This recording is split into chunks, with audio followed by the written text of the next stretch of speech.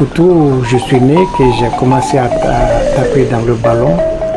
J'avais un grand frère qui s'appelait Paul Keita, qui était un bon footballeur à l'époque et qui m'a initié au football, qui me frappait même quand je n'arrivais pas à faire le contrôle.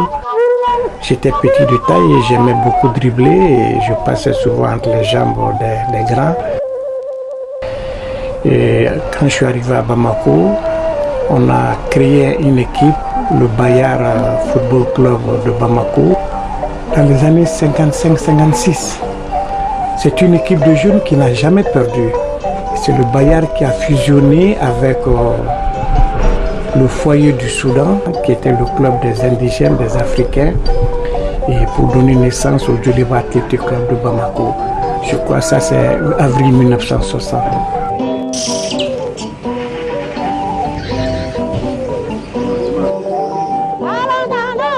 On a créé cet hôtel qui peut servir, disons, de logement pour les joueurs lorsqu'on a des grands matchs ou des logements à d'autres joueurs.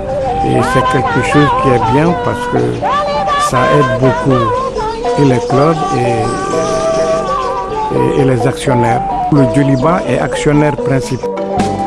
L'emblématique président du Djoliba AC, Karonga Keita Dikeke, a été plusieurs fois médaillé. Le président français Jacques Chirac l'a décoré de la médaille du commandeur du mérite national pour service rendu au football français. Il est aussi chevalier de l'ordre national, puis officier du mérite national du Mali. Je ne regrette pas, on m'a proposé de rester à Bordeaux, on m'a proposé le passeport français, je ne regrette pas, Je pense que j'ai respecté ce que je voulais faire. Dieu merci. Non, je ne regrette pas, je suis bien. Ça rappelle toujours le sport et vous pouvez lire tout ce qui est dessus et je pense que c'est un rappel de tout ce que j'ai vécu comme footballeur. Et par exemple, le terrain de foot, c'est le terrain de foot sur lequel on joue à Bordeaux et j'ai fait tout simplement un rappel de nom. Pratiquement tout est consacré au football, au sport. Les joueuses de tennis, c'est un rappel des Américaines noires et Serena Williams et sa sœur.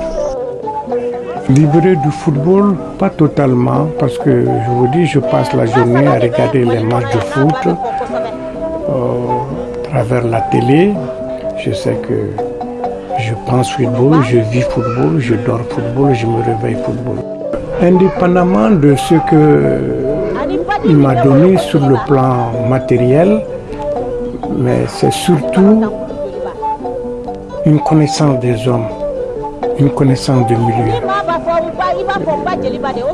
Et à ce titre, je veux vous citer Albert Camus, le grand philosophe français du XXe siècle.